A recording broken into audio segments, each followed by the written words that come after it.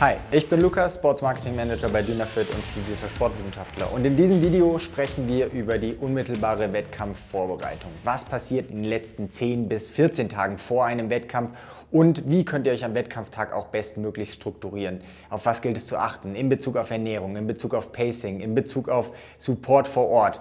Wie bereitet ihr euch mental auf diesen ganz besonderen Tag vor? Die letzten Tage vor dem Wettkampf verändert sich das Training nochmal sehr speziell. Insofern, als dass eigentlich eine Reduktion von Trainingsintensität und Umfang stattfindet.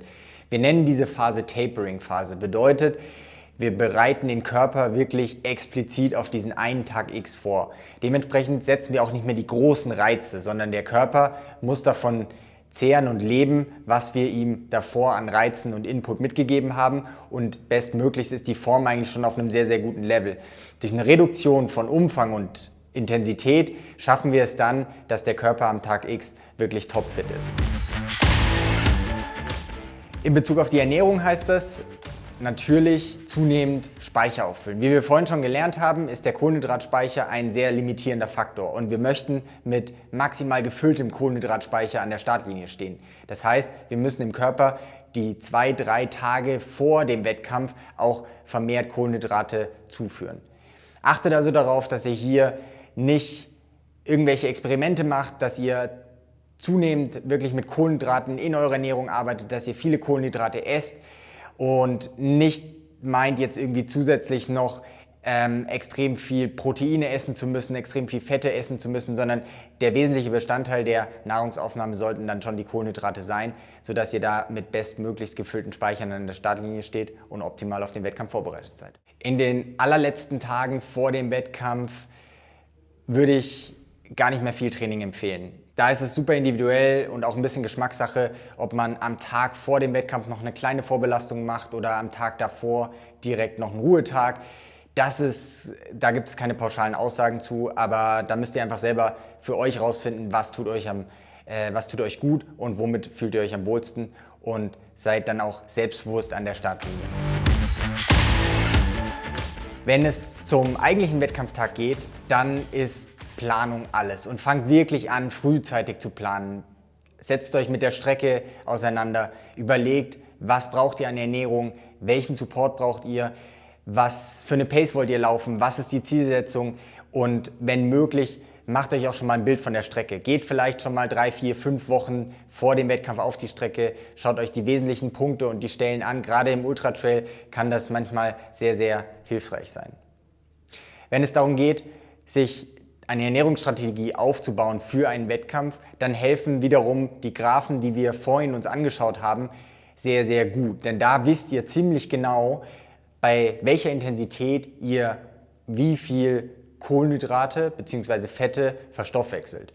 Und dementsprechend könnt ihr hier natürlich auch ein bisschen eure Pacing-Strategie ausrichten. Natürlich nicht mit der Pace, wenn wir im Ultratrail unterwegs sind, weil die Pace, wie wir vorhin auch gelernt haben, ist im bergigen Gelände relativ irrelevant. Allerdings könnt ihr natürlich euer Rennen mit den Pulswerten steuern und dementsprechend auch kontrollieren, ob ihr während des Rennens dann im richtigen Bereich unterwegs seid. Denn der Kohlenhydratspeicher oder die Energiezufuhr ist definitiv der limitierende Faktor und ihr solltet darauf achten, dass ihr immer in einem Bereich bleibt, in dem ihr viel, viel Energie über die Fette gewinnt und gleichzeitig natürlich dann auch Kohlenhydrate zuführt. Hier ist es ganz, ganz wichtig, darauf zu achten und vor allen Dingen zu schauen, mit welchen Produkten arbeitet ihr. Es gibt unzählige Hersteller draußen auf dem Markt, die Gels anbieten, die Riegel anbieten, die flüssige Kohlenhydrate anbieten, die ihr dann in die Flasks füllen könnt.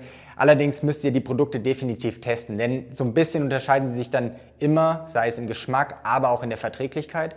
Testet das im Training, testet das frühzeitig im Training, fangt da wirklich 10, 12 Wochen vorher mit an, dass ihr in den Trainingsläufen auch immer wieder die Gels, die ihr dann im Wettkampf nutzen möchtet, in das Training mit einbaut. Das hat A, den Hintergrund, dass ihr wisst, dass ihr die Produkte vertragt, und B, könnt ihr natürlich auch diese Nahrungsaufnahme, also die Kohlenhydratzufuhr, dadurch trainieren.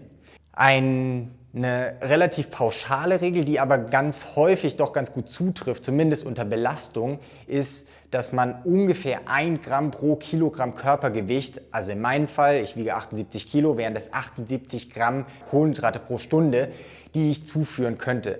Mit dieser Faustformel könnt ihr euch wirklich eine ganz gute Strategie zurechtlegen und könnt dann überlegen, wo macht es Sinn, an welchen Verpflegungsstellen stellt ihr vielleicht sogar einen Supporter hin, der euch dann die nächsten Kohlenhydrate, die nächsten Gels, die nächsten Riegel, was auch immer ihr präferiert, dann angebt. Und so könnt ihr dann ein Rennen strukturieren und was die Ernährung anbelangt, auch pacen. Macht euch außerdem frühzeitig Gedanken über das Equipment, was ihr mitführen müsst bei fast jedem Ultra-Trail. Das beinhaltet meistens ein First-Aid-Kit, das beinhaltet meistens eine Regenjacke, Handschuhe, Mütze und macht euch da einen Plan und schaut, dass ihr wirklich all das Equipment auch bereit habt und euren Rucksack gepackt habt. Wenn es dann zu dem eigentlichen Wettkampf kommt, dann ist es ratsam, eine wirkliche Strategie zu haben, gerade beim Ultratrail. Macht euch nicht verrückt. Es ist ein ganz besonderer Tag. Ihr werdet mit Sicherheit voller Adrenalin sein, ihr werdet voller Anspannung sein, ihr werdet auch voller Vorfreude sein. Aber all die Emotionen lassen einen dann schnell auch gerne viel zu schnell starten. Und ein Ultratrail, ganz egal ob es 50, 80, 100, 160 Kilometer sind, kann extrem lang werden. Das heißt, gerade am Anfang ist es super wichtig, dass ihr euch auf euch fokussiert. Schaut auf eure Werte, macht euch diese Strategie, überlegt, in welchen Pulsbereichen muss und kann ich unterwegs sein und überschreitet die auch nicht. Bleibt in diesen Pulsbereichen und hört auf euch. Die mentale Komponente ist neben der Leistungskomponente, neben dem Energiestoffwechsel, neben der Energiebereitstellung, neben der Ernährung natürlich der ganz, ganz große Teil, den jeder Ultraläufer und jede Ultraläuferin irgendwie handeln muss an so einem Tag. Denn bei jedem Ultratrail wird irgendwann der Zeitpunkt kommen, in dem die Schmerzen auch kommen. Bei jedem Ultratrail wird es irgendwann hart werden. Macht euch das bewusst. Aber nach jedem Tief kommt auch irgendwann wieder ein Hoch. Ihr müsst nur wissen, wie ihr damit umgehen könnt. Lasst diesen Schmerz zu und arbeitet eine Strategie aus, wie ihr vielleicht in genau diesen Situationen, in denen es mal schwer wird, in denen ihr Schmerzen haben werdet, in denen ihr mental auch das Gefühl habt, ihr könnt nicht mehr, wie ihr da wieder rauskommt. Indem ihr vielleicht euch die Strecke unterteilt, indem ihr wisst, da kommt bald wieder eine Verpflegungsstation, da steht der Partner, die Partnerin, da stehen Freunde, wie auch immer. Aber macht euch wirklich da einen ganz klaren Plan und dann bin ich mir sehr, sehr sicher, dass ihr den Wettkampf auch gut über die Bühne bringen werdet und eure Ziele erreichen werdet. So, und jetzt gibt es keine Ausreden mehr. Ganz viel Spaß im Training und viel Erfolg bei euren Wettkämpfen. Speed up!